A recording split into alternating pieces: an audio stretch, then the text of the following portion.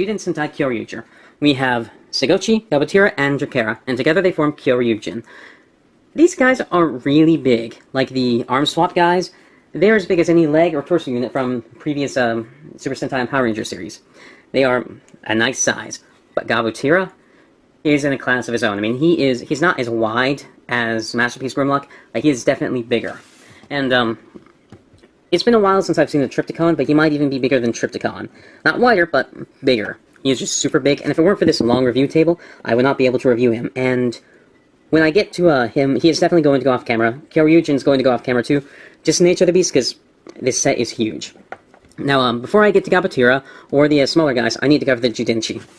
The Judenchi are basically batteries. You can see the nub on the positive side, no nub on the negative side. You see a little clear window here. This, how it's sort of darkened there. That will glow in the dark. It basically means that it's off. Now it's on, now it's off. And I really like these. They're a decent collectible gimmick for the Kyoryuger line. I don't like these for the collection gimmick, that's not really my thing. But I like how these work in the toys. They really pull together what would otherwise be a fairly simple combination process. You'll see what I mean when we get to it. But in the show, these are also pretty neat in the show because these things power both the Zords and the Rangers. I'm American, I know they're called the Kyoryugers, and I know these are called the Juden Ryu. Just bear with me because it's simpler for me, because this is how I know Sentai, through Power Rangers. The Judenchi power both the Rangers and the Zords, and that means that the Zords can operate without these, but what it means is that the Zords, because they're still giant robots, are really powerful, even without these, but it means that because a Ranger can also use this, if a Ranger wants to, he can be as powerful as a Zord. And in fact, that even happens in the show. In the first or second episode, the Red Ranger powers up with a Judenchi and fights alongside Gabatira as his equal, and it's awesome. So I really like the Judenchi on a conceptual level.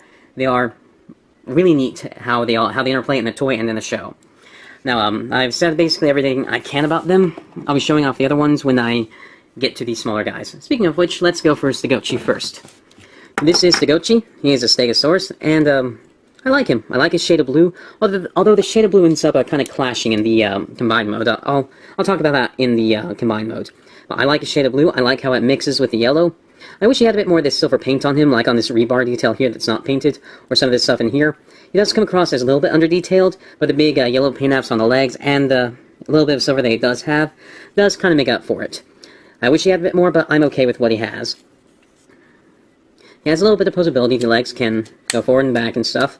They ratchet at kind of weird angles, like a little bit here, and then a lot to there to there. That's basically just because it needs to go straight like this for the combination. Other than that, he doesn't do much by himself. To do anything more with him, you need his Judenchi. Brave in, open his mouth, and there's a little black sled in there. You plug it into the sled, and then you press this button, and then that will free the sled. And when you free the sled, press it all the way in, this pops up. Now this popped up before, and that's just because it's kind of loose. The difference is when the sled's in, you can't press it back down. And this basically means he's in his powered up mode. And all that means is that the Judenchi's inside of him. And in the terms of the show, he's more powerful. That's Sagochi, basically. We'll get into a bit more about him, especially his saberback stuff. We'll get into that a bit more when we get to the Kyoryujin mode. Next we have Drakera. And Drakera is basically the same mold, it's the same template as Sagochi. And that kind of sucks because there are two basic templates for the arm swap guys. There's this quadruped template, and then there's a biped template, which is used for Zakutor and Parasagon. Zakutor is a green raptor, and then Parasagon is a black Paracephalosaurus or something like that. I think that's the name, I'm not sure. Anyway, here we have the Pink Rangers thing, and I recognize the significance of this being actually pink and not some other color with just pink highlights, but I'm not as thrilled by this as a lot of other guys are. It's neat. That's all I really have to say about it. I don't mind it. The color scheme works for me. I wish he were a brighter color, but I'll talk about that when we get to Kyoryujin.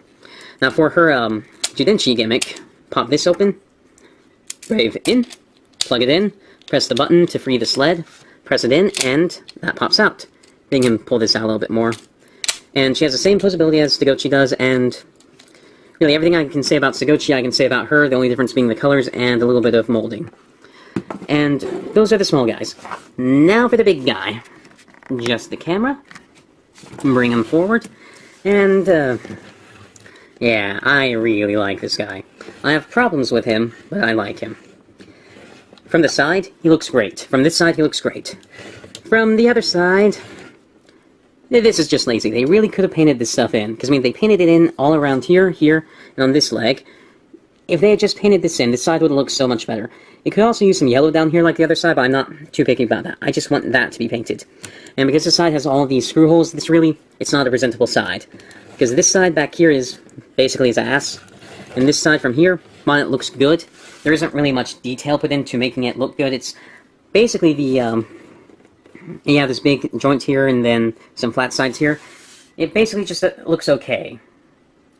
So the point I'm getting to here is that he's really kind of a two-dimensional figure because this is the only side where he really looks presentable. So if you have him on a shelf, you're going to be looking at his side, not his front, not his top or his bottom or his back or his front, just this side. So he's almost kind of a two-dimensional figure in that way, and it's kind of weird. So that's the biggest problem I have with him. Another problem I have with him is this is not spring-loaded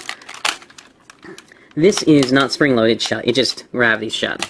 That kind of annoys me. It's not a big deal. I wish they had spring-loaded it. Now for the Judenchi, what this does is you put it into his mouth, click it in, then there's a button on the underside of the top of his mouth, and if you bite it down on the Judenchi, these feathers will come up.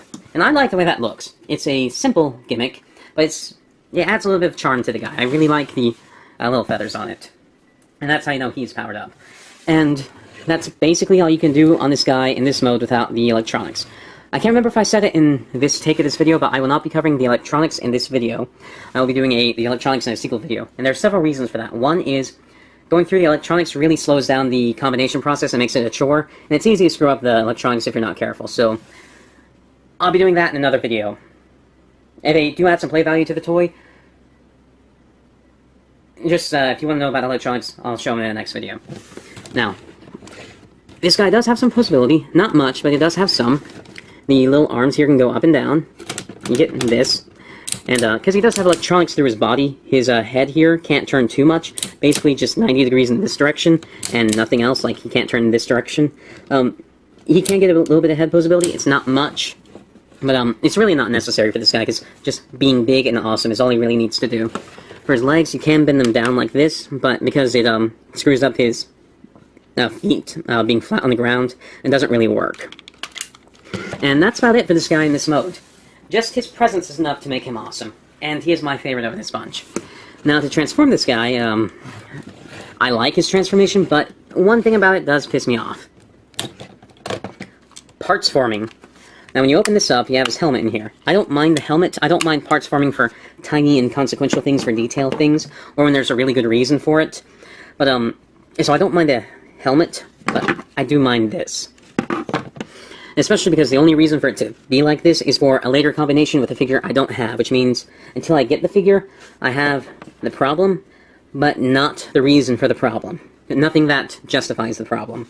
So, take the helmet, pop up the head, plop it down onto the head, and this thing actually really helps him stay balanced, because without this, his head brings him forward quite a bit.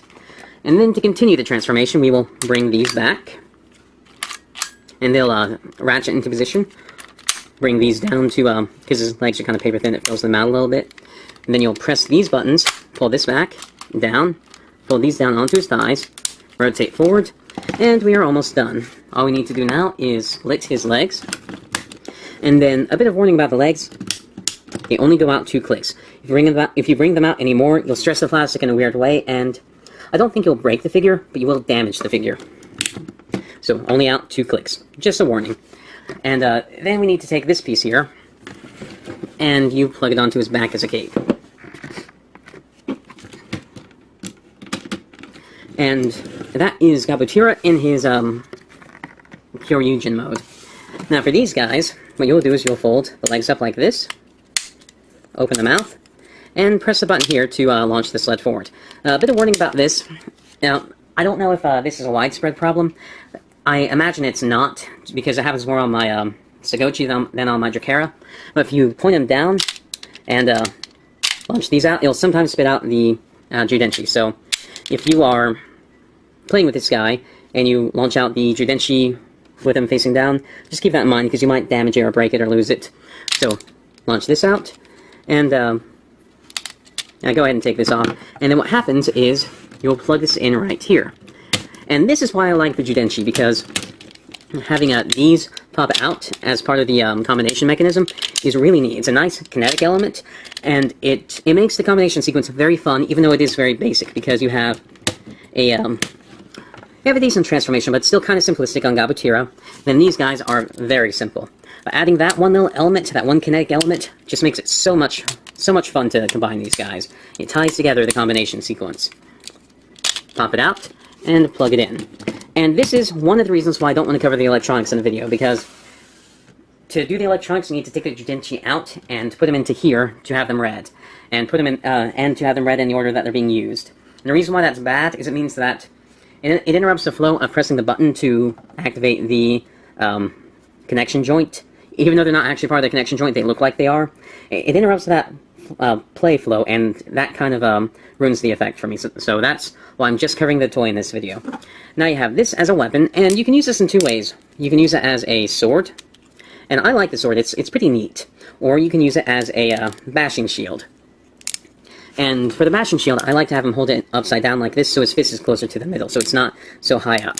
So this is what the bashing shield looks like. It looks pretty good. It's not the greatest thing in the world. It looks better in the show because it's wider, because you don't see screws on it, and because he has the possibility to really make it look decent. And also on the show, if you angle the arm down, the blade doesn't flop. And the reason why the blade flops is just so that when you push the Judenchi into Sagochi, this will pop up reliably.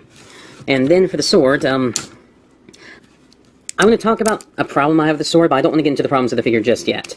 So, I'll get into the problem with the sword in a bit, but for now, this is what the sword looks like. It's very neat, and it suits the figure. It suits the figure very well. It's very threatening looking. And this is, well, brain fart there. Sorry. Now this figure has a decent amount of posability for a Super Sentai figure. The arms are a bit limited because they don't go around 360 degrees, they just go up 90 degrees. And that's a bit of a shame, but I understand why they did that, because they don't want the wires to twist in his chest. Now his head can bob up and down a little bit, it's very silly. The legs can go forward a little bit, these get in the way. They can go forward. They can also go in and out, and they can go back, but if you make them go back too far, you'll knock that off. So, he does have leg posability, but it's not the most useful thing in the world. And he does have one last bit of posability that actually can be used to decent effect, which is a waist swivel. You can, it ratchets at a little bit too much of an angle for me, but you can use it to give him a bit more personality to his poses. And without going into the electronics, that's basically the figure by himself. I like the way he looks, he's very big and imposing. I like the combination sequence when you use the Judenchi. And overall, he just has a big presence to him. He's a very fun and neat figure. He's certainly a lot nearer than I thought he would be. He does have some problems, though. And I mean more than just this thing. Okay, so I have this arm like this, a little tap, and it goes all the way back down. That's a problem, because these ratchets, while they sound strong, and when you don't have these guys attached, they are strong. These things are just way too heavy for the ratchets in there. The next problem I have is related to this, which is, let me see if I can do it. This is kind of random when it happens, but, well, it's not happening now, but what will happen sometimes is these things will swing down with so much force that will dislodge the arms from the connections here, sort of like that is right there. That's what it looks like when it happens. It's not happening now, but it does happen sometimes. Another problem is, when you have the electronics on, what happens is the Judenchi are in their locked position out, and they press a button inside of these connection joints. If you accidentally press this button here, it will unlock the sled, and the tension from the button in there will press the Judenchi back down into the body. And that will cause the button in here to unpress, and that can sometimes screw up the electronics that you're trying to mess with. And those are the basic problems with the arms. Not much you can do about them. Now there is a problem with this arm in particular, and it's actually kind of a problem with all of the arms, but from what I can tell of the arms that have been released and that look like they're going to be released, it's only a problem that really affects this one. Now if you look into the fist, you can see kind of a cross pattern. You don't see a cross pattern on this handle. Now, as far as I know, this is the only handle that Kyoryugen ever needs to hold, but it means that if you try and put this into the hand, it only goes in so far. Only goes in about that far. And because of how big this is and how much leverage you get on it, it means that it comes out very easily. And this is a problem that I actually fixed on mine. It took a bit of work to do, but if you look in here, you no longer see that cross pattern. There's only one nub in there. And there's a little channel in here that I cut out. Basically, I just cut a little notch in the bottom there. And that means now that when I plug this in, it goes in very tightly. And I like that. It works very well like this now. So on mine, this isn't a problem, but it is a problem on other figures, on other cogs of this figure. So, yeah, those are my problems with this guy in Kyoryujin mode. He's not a perfect figure. He certainly has some problems. Like here's one problem that I alluded to this earlier, but the color scheme here kind of clashes a little bit. And the problem actually isn't Pink's fault. Pink actually works pretty well with this. The problem is Stegoshi's fault because his blue is too dark. And we know for a fact that this basically is the problem because with Kyoryujin Macho, which uses Ankidon instead of Stegoshi, Ankidon is a bright baby blue, and it works so well with the pink of Dracera. So, and that's a small problem. I didn't mean to go on a tangent and interrupt what I was saying with that. I just wanted to make sure I got that in. This right here is not a bad color for the figure. So he's a good figure. I like him quite a bit. Conceptually, he is a good figure, but he does have some problems. Now, if I want to recommend this figure, that's kind of a tough question because I like Kyoryuger a lot, and that's part of why I like Kyoryujin so much, because when I play with the guy, I'm reminded of this show, and all of the awesome of the show bleeds in with the awesome of the figure standalone, so it makes for a, the figure is more than a sum of its parts because of the show, for me. If you don't want to watch Kyoryuger, or you don't like Kyoryuger, you won't have that same effect as I do on it. So, basically the show sold me on the concept. Before I watched the show, the concept of this kind of offended me, because it seems very simplistic on the surface. So, if this concept offends you in any way, even if you like the figure, I would kinda not get it. But if the concept doesn't offend you, and especially if you like the show, it's a great figure, and I do recommend it, because this is one of the best things I've bought all year. It is a really nice figure. Now, I do have a couple other things on the way, like I have Go-Kaio and Great Go-Buster on the way, so I don't know if I like those more than I like this guy, but I do like this guy. If you get him, I don't think you'll regret it too much, and if you have some free money to spend, and if you don't have anything else within his price range that you really want to get, then I would definitely give him a try. If you really want him, go ahead and get him. That's basically my recommendation. So I review Power Rangers, Transformers, Macross figures, a ton of stuff like that. If any of that sounds interesting, please subscribe. Thank you for watching.